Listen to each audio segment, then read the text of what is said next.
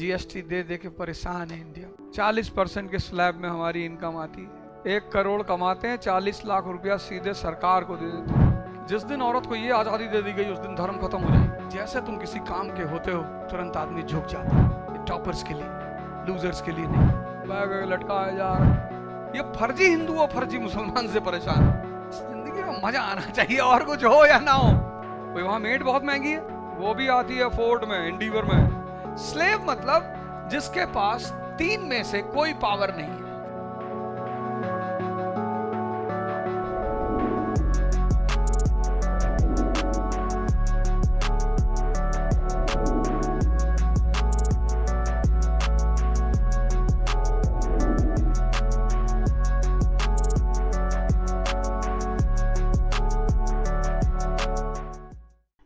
UAE में तो नहीं है प्राइमरी सेक्टर, वहां तो एग्रीकल्चर नहीं है। ट्रेडिंग पॉइंट है दुनिया का।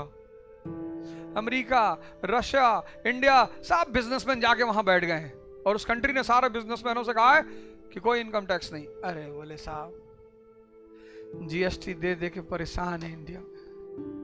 40% के स्लैब में हमारी इनकम आती है। 1 करोड़ कमाते हैं, 40 लाख रुपया सीधे सरकार को दे देते हैं। और बोले बच्चों के साथ घूमने नहीं जा सकते साहब, परिवार के साथ, औरतें, लड़कियां, बच्चे, किससे किससे लड़ोगे? यूएई ने कहा यार चिंता क्यों कर रहे हो, लॉ एंड ऑर्डर, तुम्हारी तरफ आंख देख के दबा दी तो आंख निकाल लेंगे उस आदमी की। 5 गए लोग। इंफ्रास्ट्रक्चर दे दिया है, सड़कें, गाड़ी चलाओ 3000 किलोमीटर पर रफ्तार। मतलब तुम दुबई से चलो रसल खेमा के लिए, तुम्हें रास्ते का पता ही नहीं चलेगा। और गाड़ियां भी ये अल्टो अल्टो आनी चलती। मैंने एक ही आदमी को देखी थी अमेज लेके जाते हुए, मैंने कहा ये गरीब आदमी बेचारा पता नहीं कहां फंस गया। अमेज लिए जा रहा था डाउनटाउन में, तो हमने कहा भाई हमारी तरफ का होगा बेचारा। पेट्रोल, उनकी अपनी गाड़ियों के वर्जन है पेट्रोल, रैंगलर। पर वहां एक्सीडेंट होने के बाद ना तो गाड़ी का पता चलता है और ना आदमी का। वहां सबके टुकड़े इकट्ठे किए जाते कि भाई ये गाड़ी के, ये भाई के हैं, ये इधर कर लो भाई। स्पीड ही इतनी होती और हर आदमी लेन में चलता है। और हिंदुस्तानियों को अगर तुम्हें देखना हो तो यूएई में जाके देखो, इतनी शराफत से गुटखा खा के अपने ही जेब में थूक लेते। वहां किसी मुसलमान, हिंदुस्तानी मुसलमान से जाके बोलो कि इस्लाम के लिए लड़ना लगे तो चुप चुप। तुम दुबई में कोई इंडियन मुस्लिम से जाके कहो कि चलो इस्लाम के नारे लगाते सड़कों पे, इतना मारे उसको पटक के, इतना मारे। उन्होंने एक मस्जिद बनाई है वहां और मंदिर, और बड़ा बड़े दिमाग से बनाई उन्होंने। दोनों की दीवार कॉमन है, आगे मंदिर है, पीछे मस्जिद है, और कोई शिकायत नहीं करता। अगर जाके शिकायत कर दें, ओ शेख अब मरहब्बा मरहब्बा, पता नहीं क्या बोलते ही आपस में। वो लंबे लंबे सब चौड़े खजूर वजूर खाए हुए लोग हैं, और शमशुद्दीन 30 किलो का आदमी है। तो उठा के पकड़ा दिया गया 11.2 किलोमीटर पर सेकंड, गैलेक्सी में गया, पता ही नहीं कहां गया। वो कहते भाई यहां आया काम कर, खुद पैसा कमा और हमको भी कमा के दे, बस इससे ज्यादा हमें कुछ नहीं चाहिए। अब तुम यूएस की सोसाइटी देखो, वहां हिंदू भी रहते हैं, मुसलमान भी रहते हैं, यहूदी भी रहते हैं, क्रिश्चियंस भी रहते हैं। वहां की तुम औरतों की आजादी देखो, नहीं करेंगे शादी मत करो। पर ये अफगानिस्तान में पॉसिबल नहीं है। वहां अगर औरत ने कह दिया नहीं करेंगे शादी, हाँ बोले तब ऊपर भेजो, नीचे क्या करेगी ये? क्यों? क्योंकि अमेरिका में EI is equal to SI, economic independence leads to social independence. जबकि अफगानिस्तान में इकोनॉमिक इंडिपेंडेंस है ही नहीं। और सबसे बड़ा right, they have the right to select their groom, मतलब वर चुनने का अधिकार है। वो होना भी चाहिए, पर यह समाज औरतों को यह आजादी दे नहीं सकता। उसकी वजह यह है कि जिस दिन औरत को यह आजादी दे दी गई उस दिन धर्म खत्म हो जाएंगे, जाति खत्म हो जाएगी। क्यों? क्योंकि वुमन तो चूज करेगी जो धनुष तोड़ेगा उसको टाइटल से कोई लेना देना ही नहीं। जिसने बुलेट उठाई दोनों हाथ और नचाया, लड़की ले जाके वरमाला उसको पहना दी। क्या नाम है? फुंगसुक वांगड़ू। उसे फर्क ही नहीं पड़ता क्या नाम है, तुरंत करीना कपूर कहती है वांगड़ू। चाचड़ तो ठीक था, रणथोसदास चाचड़, वांगड़ू। कितना डिसअपॉइंट होती है वो नाम सुन के। पर जब सुनती कि 400 पेटेंट इसके पास हैं और जापानीज इसको ढूंढ रहे हैं, फिर वो कहती है very good, my name is Mrs Wangdu. दोनों कहते, लास्ट सीन बहुत प्यारी है। वो जब पेन निकाल लेता है उसका, रेंचो का, कहता है ये तेरे पास कहां से आ गया पेन, ये टॉपर्स के लिए, लूजर्स के लिए नहीं। तो आमिर खान कहता है कि रुक मैं से बुलाता हूँ। फोन करता है, क्या नाम होता है उसका, चतुर्लिंगम। कहता सॉरी मिस्टर चतुर, हम आपके साथ डील साइन नहीं कर सकता। कहता क्यों मिस्टर वांगड़ू? कहता मेरा पेन तो तुम ले गई यार। कहता पेन? फिर वो पलट के देखता है और क्या ह्यूमन साइकोलॉजी वहां दिखाया है कि जैसे तुम किसी काम के होते हो तुरंत आदमी झुक जाता है।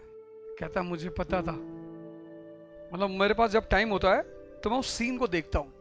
Human psychology. तुम नाहक में लोगों से परेशान रहते हो कि ये मुझसे नाराज है, कोई नाराज नहीं है, पैसा कमाओ बस, बोरे में भर भर के, जिसका मुंह खुले निकाला भर दिया मुंह में, ये ले ले खत्म।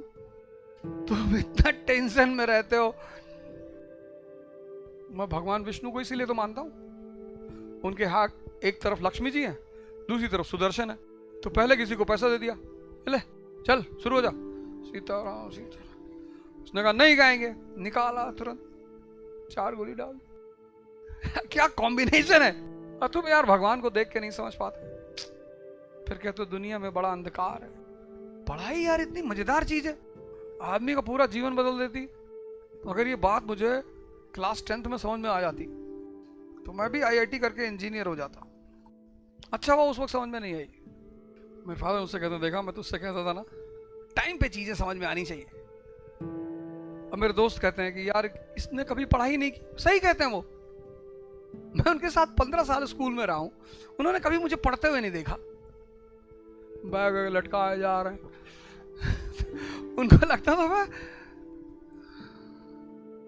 मतलब मेरे जो क्लासमेट्स थे उनको कुछ पेरेंट्स ने कह रखा था कि if I see you with Avadh Ojha then be careful. और मैं भी, मुझे भी लगता था कौन कौन मुझसे चिढ़ता है।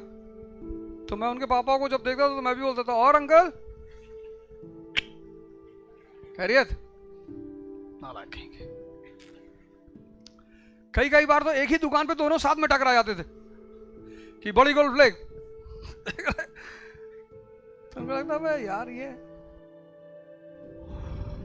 पर बस आज चेंज इतना है कि वो उनके बेटे कहते हैं कि यार मेरे बच्चों को पढ़ा दो अवध। बस यही मेरी जिंदगी की सबसे बड़ी अचीवमेंट है कि जो मेरे साथ रहने को तैयार नहीं थे वो आज मुझसे कहते हैं यार मेरा बच्चा 9th में पढ़ नहीं पा रहा है। मैंने कहा मैं बताऊं भाई, पैसा रखे हाँ, इस देश में नहीं पैदा होते तो डॉक्टर बन जाते, कहीं इंजीनियर बन जाते, साइंटिस्ट हो जाते, बहुत होता, नोबेल प्राइज मिल जाता, अमेरिका के प्रेसिडेंट बन जाते। इजराइल को जबरदस्ती रोक चुके होते कि तुम हमला नहीं करोगे, नहीं तो इतना मारेंगे ना तुमको। ईरान से कहते हैं खोमैनी साहब कि जो बोले सो निहाल, सत श्री अकाल। खोमैनी भी कहता कि जय श्री राम भाऊ। अरे जय श्री राम, जय श्री राम। जिस तरह तुम पढ़ रहे हो ना, कभी सिलेक्शन नहीं होगा। दिल्ली पढ़ो, दौलताबाद पढ़ो, न्यूयॉर्क पढ़ो, न्यू जर्सी पढ़ो। तभी तो कल मैंने कहा कि पाकिस्तान के लोग खराब नहीं है, वो बेचारे उनको को 50-70 साल से वोट देने को ही नहीं मिला। उनको पता ही नहीं, उनको तो जब भी कोई बात डेमोक्रेसी की आती है उनको एक रिलीजन इस्लाम, मुसलमान तुरंत हिल जाता है अंदर से ऐसे। क्या हो गया? नहीं कुछ नहीं हुआ। इतना प्यारा धर्म, उसको इतना छुई मुई बना दिया। ये नहीं करना, ये नहीं करना, ये नहीं करना, ये नहीं करना, ये नहीं करना। क्या है ये नहीं पता। मुसलमान को पता है क्या नहीं करना है, उसे पूछो करना क्या है, नहीं ये वाला नहीं पता, करने वाला।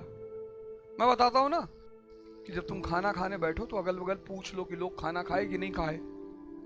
ये करना है इस्लाम में, वही हाल हिंदुओं का है।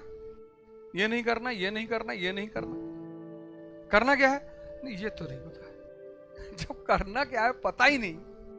शंकर जी को भांग पसंद है, धतूरा पसंद है, ध्यान भी पसंद है।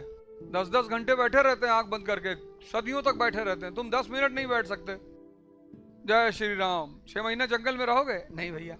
वो 14 साल रहे, कोई चंदन लगा के हिंदू बन गया है, कोई दाढ़ी बढ़ा के मुसलमान बन गया है, और मैं सत्ता में अगर आ गया गलती से, और मालिक से सुबह उठ के एक ही बात कहता हूँ कि मुझको सत्ता में मत लाना, मेरे इरादे नेक नहीं है, सब बंद करवा देंगे और मारेंगे अलग से। जो भी मिल गया चंदन पहने उससे कहेंगे 4 श्लोक सुनाओ और समझाओ।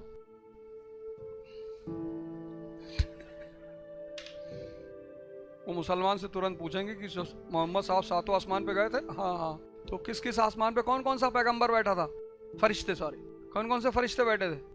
नहीं पता साहब। इसको 7000 कोड़े मारो, इतना मारो इसको। बेगानी शादी में अब्दुल्ला दीवाना। ये देश मुसलमान और हिंदू से नहीं परेशान है, ये फर्जी हिंदू और फर्जी मुसलमान से परेशान है। जिंदगी में मजा आना चाहिए, और कुछ हो या ना हो, और सबसे प्यारी कंट्री यही है। हमको भी लगता था कि ये सब बड़ी बड़ी कंट्रियां कुछ नहीं है, मरे हुए लोग सुबह शाम काम पे। हस्बैंड वाइफ ने वो लगा रखा है, किस्त लगा रखी कि one day I will do cleaning, next day you will do. वहाँ मेड बहुत महंगी है, $20 पर आवर, $20 पर आवर। वो भी आती है फोर्ड में, एंडीवर में। oh, good morning sir, good morning, good morning. उसका अलग, वो अलग टेंजेंट पे रहती है। उससे तुम नहीं कह सकते दलिया बना दो, व्हाट बुलशिट दलिया यू वांट। उसको नहीं पता दलिया, दलिया ले आओ, पोहा ले आओ, वड़ा पाव खाएंगे, इतना मारेगी तुमको वड़ा पाव और सुन के। $20, 4 घंटे काम किया उसने, $80, 5 घंटे $100। $100 का मतलब हुआ 8000 रुपया एक दिन का, एक महीने का 2.5 लाख रुपया, 2,40,000। ये मिनिमम है उसका $20। वहाँ लेबर वगैरह सब फिट है ना, वो आप वहाँ मैनिपुलेट नहीं कर सकते, सारे चार्जेस सेट हैं वो देने आपको। लेबर लॉज इतने स्ट्रांग हैं कि आप वायलेट नहीं कर सकते। कल ले लेना, बैंक में पैसा नहीं है, भागे थोड़ी जा रहे हैं, ये सब। तो 2.5 लाख रुपया देने, आप मेड रखोगे 2.5 लाख रुपए में, तो हस्बैंड वाइफ खुद ही काम करते हैं, और उधर किसी को टाइम नहीं किसी से बात करने का। एक दिन छुट्टी मिलती है, उस दिन वो क्लीनिंग, जाला सफाई, कपड़ा धोना, नरक है जिंदगी। ना किसी की बुराई कर सकते हैं। ऐसी भी क्या जिंदगी यार जब तुम किसी की बुराई ना कर सको। भाई 4 हिंदू बैठे हो तो मुसलमान की ही कर लो, 4 मुसलमान बैठे हो तो हिंदुओं की कट डालो, घर में बैठे हो तो बुआ की परिवार को निशाना बना लो। तब तो मजा है जिंदगी में। जब तुम किसी की बुराई ही नहीं कर पा रहे हो तो खाक जी रहे हो। मेगास्थनीज एक बहुत बड़ी बात कहता है इंडियन सोशल स्ट्रक्चर के बारे में। कहता है इंडियन सोशल स्ट्रक्चर में स्लेव्स नहीं है। छोटी बात मैं बड़ी मजाक में कहने जा रहा हूं। स्लेव मतलब क्या? तुम भी स्लेव हो सकते हो। स्लेव मतलब जिसके पास 3 में से कोई पावर नहीं है। 3 तरह की पावर होती है, और जिनके पास 3 पावरों में से कोई पावर नहीं है। पहली पावर है नॉलेज, पावर है। ये डिग्री लिए बैठे हो, तुम्हारे पास पावर थोड़ी है। तुम तो सैटेलाइट की तरह हो इस वक्त। तुम इतना पढ़ के सन नहीं बन पाए। कहने के लिए डॉक्टर हो गए, इंजीनियर हो गए, फलाना हो गए, है कुछ नहीं। और इन सब बातों को बुरा मत मानना, और मान लोगे तो कोई बात नहीं है, क्योंकि अब इतना बोलेंगे नहीं तो तुम जिंदा नहीं होगे। अब तुमको जलील करना बहुत जरूरी है, वही एक रास्ता है, तुम जागो। तो पहली पावर नॉलेज की है, दूसरी पावर वॉर की है, और तीसरी पावर मनी की है। अगर इन तीनों में से कोई नहीं है तुम्हारे पास तो तुम भी स्लेव हो, क्योंकि तुम भी किसी पे डिपेंडेंट हो। गांव में बिना पैसे के काम चल जाएगा? हाँ, कल मैंने बताया किसी गांव में तुम्हें लेवाइस का शोरूम नहीं मिलेगा, और अगर मिल गया तो वो गांव नहीं है। भाई एमजी रोड पे जो शोरूम्स हैं वो सारे इंटरनेशनल ब्रांड्स हैं। तो उस एमजी रोड पे जब तुम घूमोगे तो या तो क्रेडिट कार्ड हो, या डेबिट, या कैश, पर पैसा होना चाहिए। लेकिन रूरल इकोनॉमी में तुम बिना पैसे के जी सकते हो। यानी जो सेंट्रल फीचर है ह्यूमन लाइफ का वो है इकोनॉमी। अब शहर में तुम अगर लड़कियों को देखो तो आमतौर पर तुम जो शहर की लड़कियों का ड्रेस है और गांव की लड़कियों का ड्रेस है उसमें फर्क है। ऐसा नहीं कि वो पिछड़ी है, बैकवर्ड है ना, ऐसा बिल्कुल नहीं है। तुम हालांकि हमारे समाज में ये सब कैलकुलेट करने की बड़ी आदत है कि जो साड़ी पहना हुआ वो बैकवर्ड है, ऐसा बिल्कुल नहीं।